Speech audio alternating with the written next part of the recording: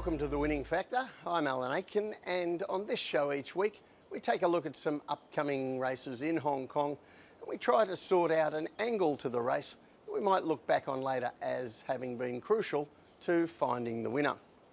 Sunday racing this week at Sha Tin, and the first race we're going to take a look at is race 6, our winning factor, the distance.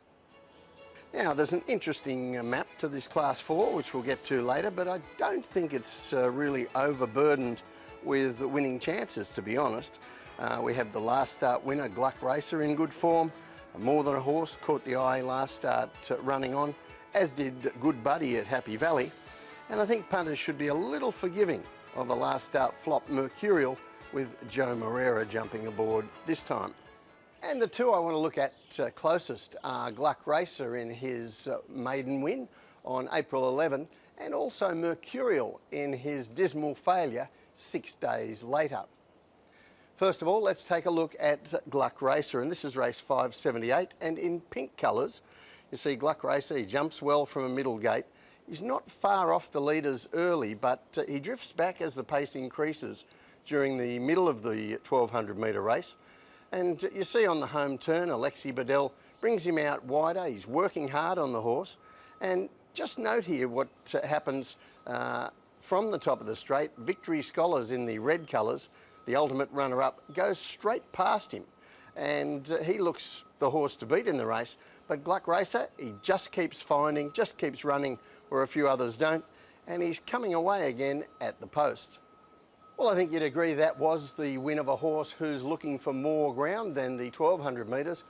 On the contrary, we're going to have a look at the latest start of Mercurial, and most punters would probably think this is the run of a horse looking for another line of work, but there were extenuating circumstances. As we go to the replay here, and he's in red, white and blue colours, mainly red and white on the inside, and you see he misses the start significantly here. And then Sha Tin chases him through to try and make up the ground and get into the spot that most people would have expected him to be, up on the lead. Now, I can tell you something, rarely do horses win like this.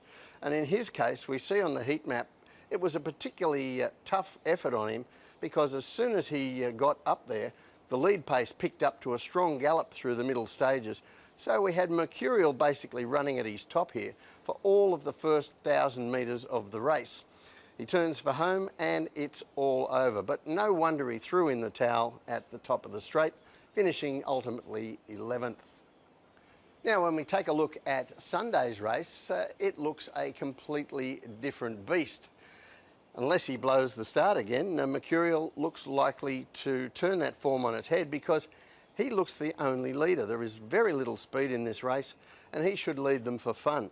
This time getting to run the first half of his race in real comfort and keeping his energy for a kick in the second half where it counts. And that's what makes him a lot more dangerous here than what we saw in his last run. But I think that lack of early speed in the race also helps Gluck Racer. As we saw in that well-run 1200 metre race, he was handy enough early, then drifted back when the pace quickened up. But using the same speed here, I think he'll be able to hold a better position mid-race and keep the leader within his target range. So the tip in race 6, Gluck Racer. His winning factor, the distance. I think the step up to a leisurely run 1400 metres is all in his favour here. He wants the extra ground, and the pace should enable him to keep the leader within his sights. The second race we're going to take a look at on Sunday is the final race, race 10, and the winning factor here, the map. And I think there are winning claims here for Not Usual Talent, for Apprentice On Fire, Jerry Chow, Beauty Smile with Zach Purton aboard, Private Rocket down in the weights, coming off a nice last start win in Class 3. But for me, the main focus is going to be the consistent Roman Turbo and the very exciting unbeaten 3-year-old from the David Hayes yard, Fantastic Treasure. And those last two named are the ones we're going to really zero in on here. And one thing you often hear about in Hong Kong is how much tougher life is going to get for 3-year-olds as they win their way through the grades and they get into Class 2. And it's true. Over recent years, we have seen some very good 3-year-olds beaten at their first start in Class 2. Horses like Athero, Hot King Prawn, Pakistan Star, Rapper Dragon, all of these kinds of horses have met defeat when they've gone to Class 2 for the first time. So it isn't a pushover. However, when I took a look at the statistics, and you'll see them on this table here, it's more of a coin toss how they go when they do get into Class 2, because we have also seen horses of this age winning in Class 2. Athero at his second attempt won there. Nothing I Like More, Computer Patch, and this season we've already seen Courier 1 to do it. So it isn't an insurmountable hurdle, and these figures show almost a line ball. But for me, the reason to possibly oppose Fantastic Treasure here, the likely favourite, doesn't come down to his lack of talent, because he has plenty of that, and we saw a new dimension to it in his latest win. Let's go and take a look at race 642, and this was his fourth from 4 starts. He's in the light blue and yellow colours on the inside and jumps really well here. And Chad Schofield able to position him much closer on this occasion in the first 3 or 4 in what was just an even speed. He gets a lovely trip, staying with the leaders as they picked it up before the home turn, and when those in front weren't finding anything and came home slowly, as you see in the final section, he runs away to win very cosily under a big weight. A win which, in my view, was actually below his previous performance, but he obviously had plenty in reserve there, and he wasn't fully tested over the final stages. Well, that wasn't the case last start with the horse who I think is his main rival here, Roman Turbo. So let's have a look at his latest start, and race 584. He's here in dark blue and pink colours. He jumps well. Alexi Bedell straight into a 1 out, 1 back position in a race that was run, as you see on the heat map, very, very evenly. And you can also look for runs here from the winner, Hinch and Love and Not Usual Talent in yellow and white. They are both in Sunday's race as well. But Roman Turbo, he gets a lovely run through the race. He comes out to challenge at the 200 metres, but as you can see, the erratic Silver Express runs left.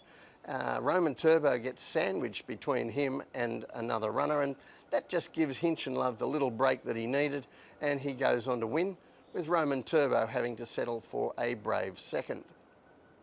Well, the question is, would Roman Turbo have won that race had he not encountered that interference? And I don't think you could say with any certainty that he would have done.